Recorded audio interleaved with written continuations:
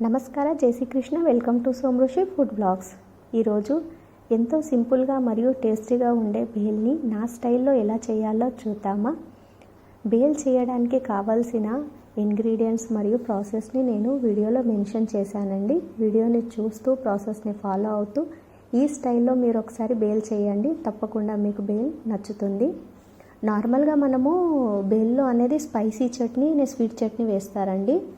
So నేను 2 flavour కలిసే విధంగా ముందుగానే ఈ చట్నీని ప్రిపేర్ చేశాను. ఇలా మీరు ప్రిపేర్ చేసి యాడ్ చేసేసుకోండి, చాలా బాగుంటుంది ఫ్లేవర్.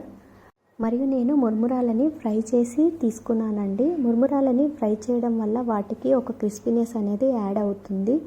ఎక్స్ట్రా ఫ్లేవర్ కోసం చీజ్ మరియు బీట్రూట్ తురుము కూడా వాడాను. ఫ్లేవర్ కూడా చాలా బాగుంటుందండి. బేల్లో పచ్చి మామిడికాయ ముక్కల్ని కూడా వాడతారండి. నేను మాత్రం వాడలేదు, ఎందుకంటే మా పిల్లలు బేల్ని ఎంతో ఇష్టంగా తింటారండి. వాళ్ళకి ఆ మామిడికాయ పులుపు అనేది అంత నచ్చదు. అందుకని నేను మామిడికాయ ముక్కలకి బదులుగా యాపిల్ ముక్కలను వేశాను.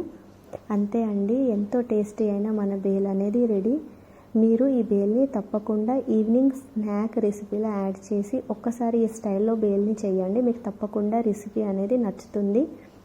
రెసిపీ నచ్చితే ప్లీజ్ వీడియోని లైక్ షేర్ చేయండి. మీరు చేసే లైక్ షేర్ వల్ల వీడియో చాలామందికి రీచ్ అవుతుంది. అండ్ తప్పకుండా సోమృషి ఫుడ్ బ్లాగ్ ఛానల్ని సబ్స్క్రైబ్ చేయండి. పక్కనే ఉన్న బెల్ ఐకాన్ని ప్రెస్ చేయండి న్యూ రెసిపీస్ నోటిఫికేషన్ కోసం. మరియు మీరు మీ ఇంట్లో ఈ బేల్ని ట్రై చేశాక ఎలా కుదిరిందో వీలైతే తప్పకుండా కామెంట్ బాక్స్లో కామెంట్ చేయండి. అంతే అండి, ఈ అమ్మ చేసే ప్రయత్నానికి ప్లీజ్ సపోర్ట్ ఇవ్వండి. మీరు ఇచ్చే సపోర్ట్ ఈ అమ్మకి గొప్ప కాన్ఫిడెన్స్ని ఇస్తుంది. And thank you for watching అండి.